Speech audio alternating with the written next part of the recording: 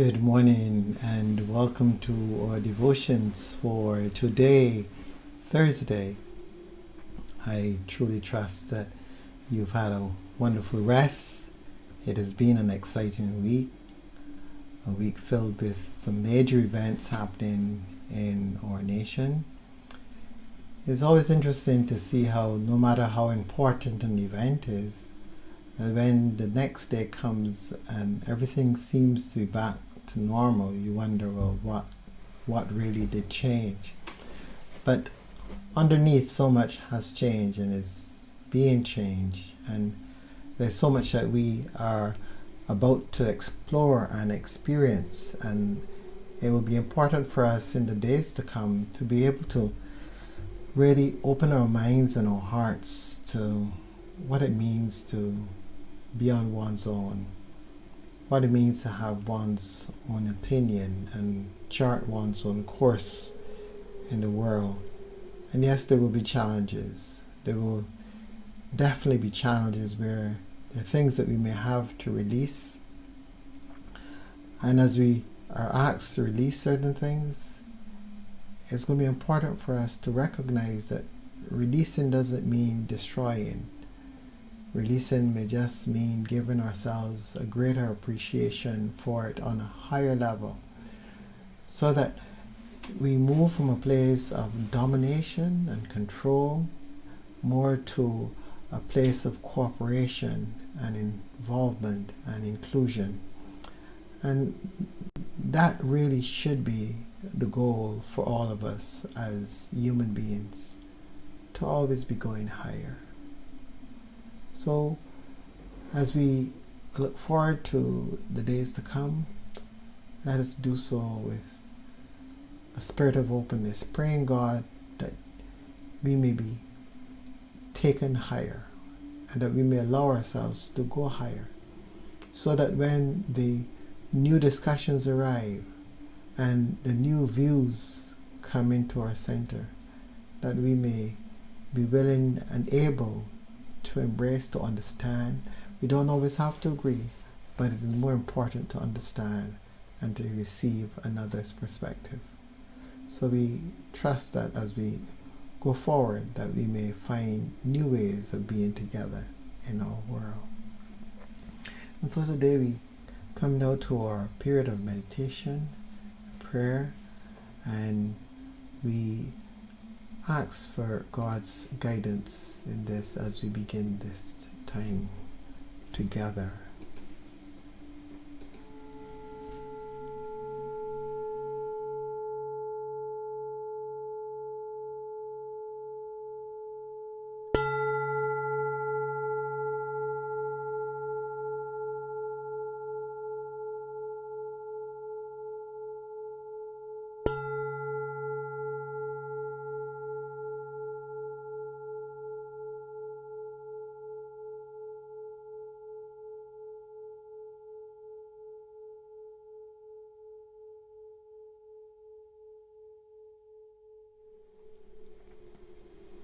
And so we take a deep breath and we allow ourselves to release that breath as we take another deep breath. And again we release that. And taking a third breath, bring in all the light and love and release that breath. And we continue to breathe normally as we imagine above our heads a ball of golden light radiating, beautifully spreading its rays out in every direction. And that light is descending slowly upon us. It's coming from the crown of our heads, moving all the way down, enlightening, causing our head to radiate with brilliance Let's receive this gift of divine grace, going all the way down to our throat, into our chest, and resting for a while in our heart. Just feel the difference it makes in our heart. Feel the energy surge.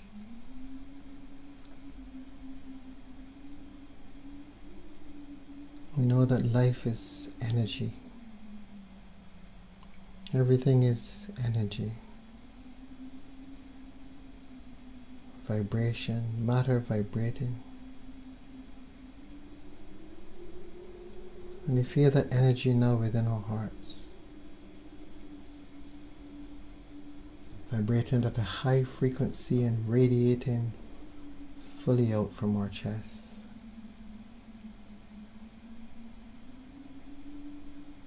And just allow yourself to be rested in that space.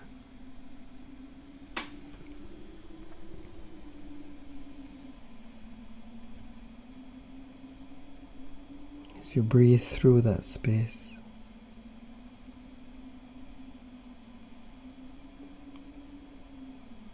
now imagine, if you would,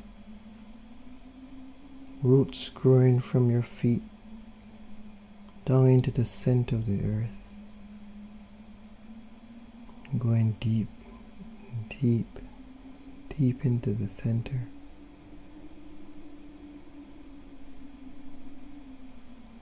And now feel the earth feeding through the roots. The energy arising and coming up from the earth. Mother Earth feeding her children. Feel the energy rising through your feet, your legs, your hips, your abdomen, and into your heart. Have the experience of Father Sky and Mother Earth.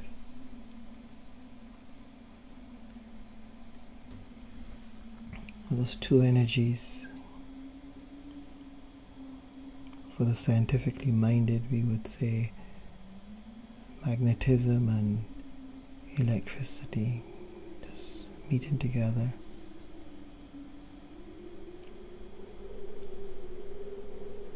And feel that energy within our heart.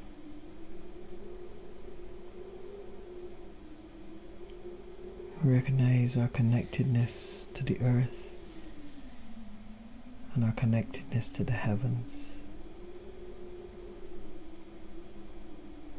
It's within us that heaven and earth meets.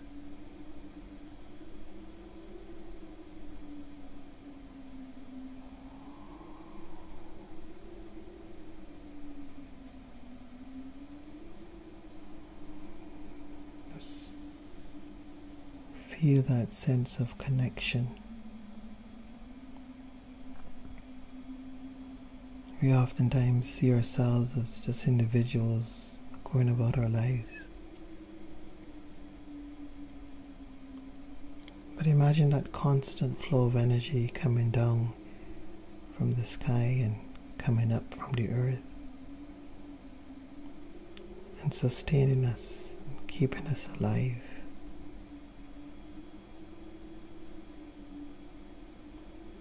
We're so mindful that so oftentimes we're so disconnected from the earth. We're always in shoes. In shoes that don't necessarily conduct magnetism.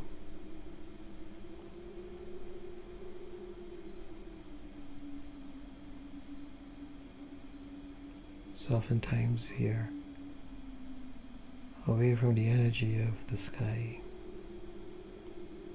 As we hide ourselves away in buildings,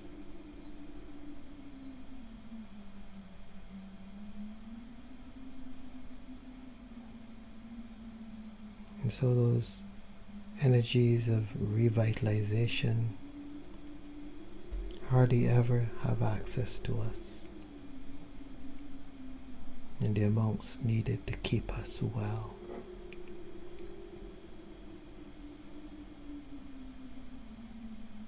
I want to invite you to make a point of being outside, barefooted, and in the radiance of the sun for a little time each day. It's connecting to all that is. For it's in our disconnection that we create such poverty in ourselves.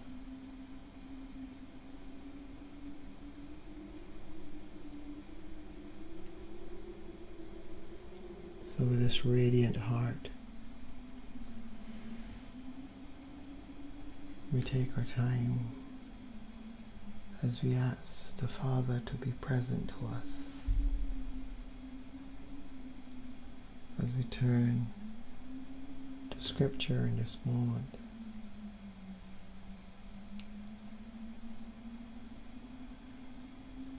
and we bring those words of Jesus to us, enabling us to have that food for reflection.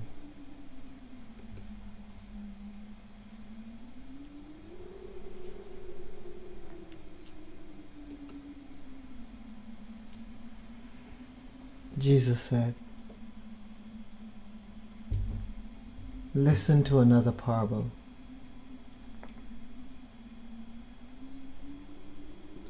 There was a landowner who planted a vineyard, put a fence around it, dug a winepress in it, and built a watchtower. Then he leased it to tenants and went to another country. When the harvest time had come, he sent his slaves to the tenants to collect his produce. But the tenants seized the slaves and beat one, killed another, and stoned another. Again he sent other slaves, more than the first, and they treated them in the same way. Finally he sent his son to them, saying, 'They will respect my son.' But when the tenants saw the son, they said to themselves, 'This is the heir, come, let us kill him and get his inheritance.' So they seized him, threw him out of the vineyard, and killed him. Now, when the owner of the vineyard comes, what will he do to those tenants?" They said to him, "He will put those wretches to a miserable death, and lease the vineyard to other tenants who will give him the produce at the harvest." Jesus said to them, "Have you never read in the Scriptures, 'The stone that the builders rejected has become the cornerstone'? This was the Lord's doing, and it is marvelous in our eyes. Therefore I tell you, the kingdom of God will be taken away from you and given to a people that produces the fruits of the kingdom. The one who falls on this stone will be broken to pieces, and it will crush anyone on whom it falls." When the chief priests and the Pharisees heard this parable, they realized that he was speaking about them. They wanted to arrest him, but they feared the crowds because they regarded him as a prophet. Here ends the reading.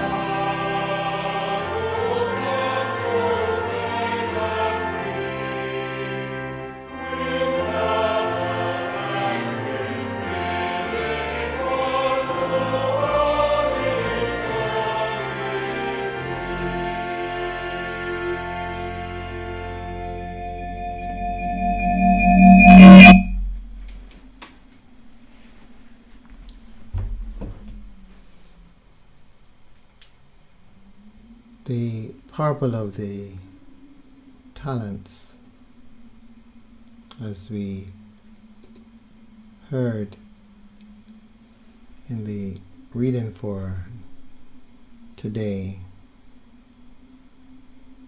reminding us of the importance of remembering who we serve, remembering whose we are. So oftentimes we forget.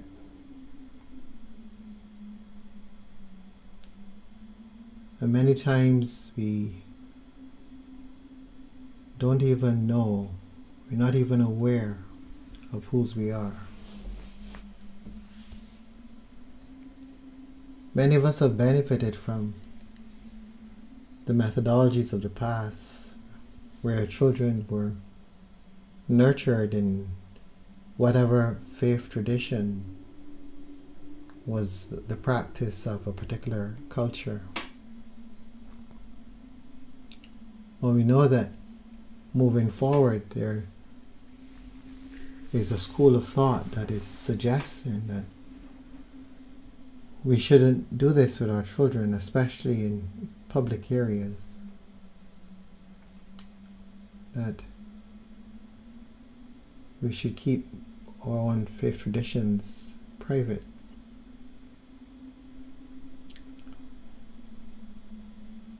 And these are challenging thoughts, because there was a sense in which children benefited so much from learning those things in those hours that they would have spent at school, where they were a captive audience. And we would have trusted the teachers of our days to have imparted this knowledge. But we're moving into new times, and maybe those luxuries will not be with us. What would that mean? We know from looking at other nations that this already takes place in many places. And yes, we know that there's been a tremendous backlash and resistance in some places to it.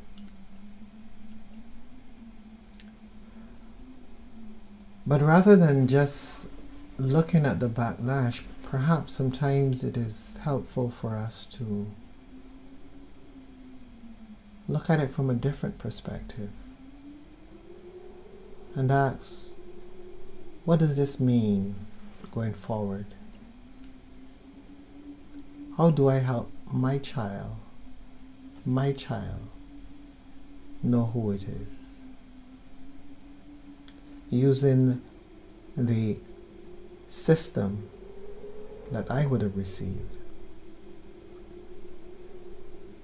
Well, one of the interesting things when we look back in Judaism is that there was a tremendous emphasis on the family. Many, if not most, of the various festivals were not done in synagogues or in the temple, but were either home-based or community-based. And so there was a sense in which the family or the community was given the responsibility of nurturing the little ones. We see it in the Passover meal, for example, when the children were supposed to ask certain questions, and the story was told about the journey of the Hebrew community.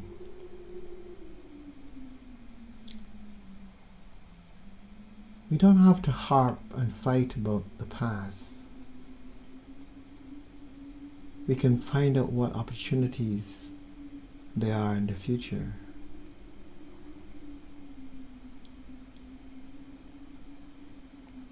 There is a sense in which we, through the years, have witnessed families given the responsibility of the care of the children over more and more to institutions, one institution or another. Children are shipped off to different activities. The more we can get them out, the better. But has that been helpful? Has that achieved what we wanted it to achieve? Is there more that the home can do? If the home can begin to take greater responsibility for the nurturing, for the formation, isn't it really the work of the home, the family?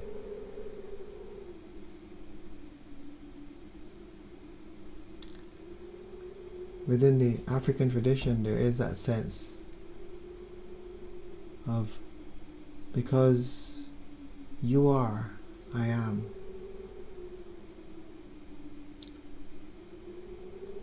We need to have that sense of connection. We need to have that sense of honoring and helping individuals to learn how to honor themselves and others. In the parable of the talents, which, as we heard, the authorities of the day realized that Jesus was actually speaking to them. And he was basically saying to them that, you were given something of great value, but you forgot whose it was. And you began to treat it like your own. And you were even willing to destroy anyone who came to remind you that it wasn't your own. And this was the religious authorities of the day.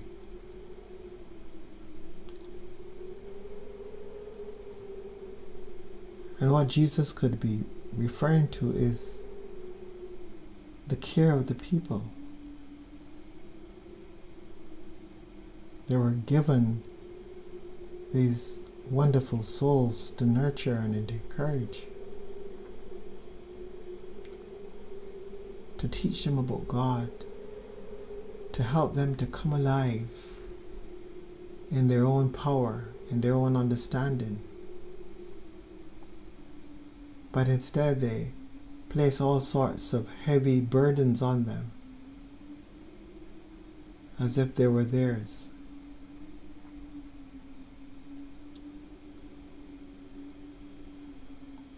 We can't continue to do these things.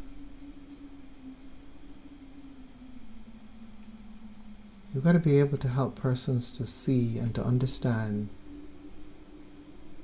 whose they are. From the time we rock the cradle, we need to let each child know who it is, where it's come from. It's not the institution that has that responsibility. It is each one of us playing our part, nurturing each child, looking out for each child. We've created such a gap because there is a gap, there is a significant gap between the home and the institution. In the past, the institution wasn't that well established. But what was well established was the home and the community. And so the child had that opportunity to experience the community as a kind of extended home. You're looking for your child, and it was probably 3 houses down the street. That's somebody else playing. But that was okay, because the child was in the community. And there was nothing that was going to happen to that child that someone else would not see and be able to respond to.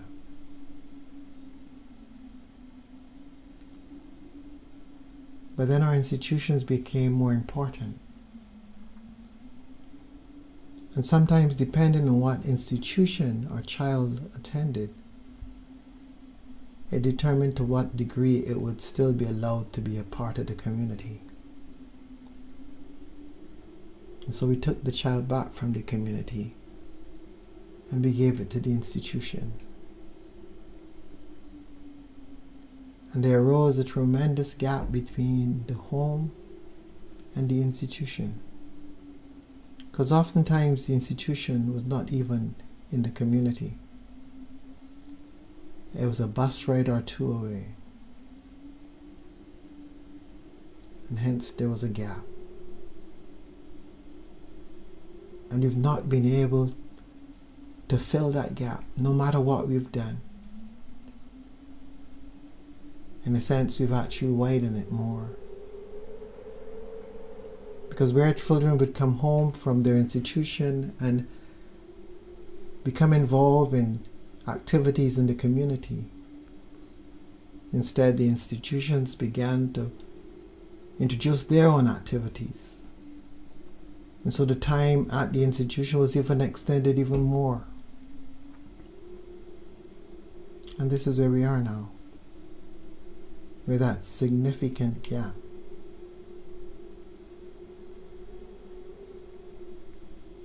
And then parents began to be angry with institutions and challenge those in the institutions. And those in the institutions, they said, well, we're not worrying anymore. We're not even bothering. We're just going to do what we've been paid to do. And the gap got even wider.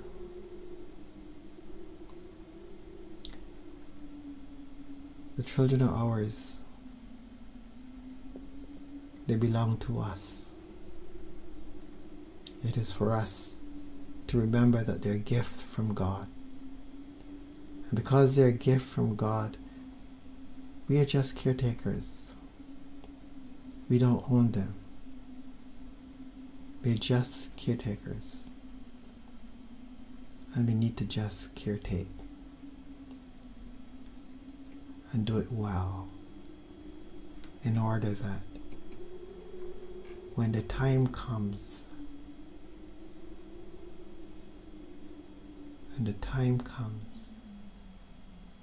we can present them to the one who has entrusted them to us.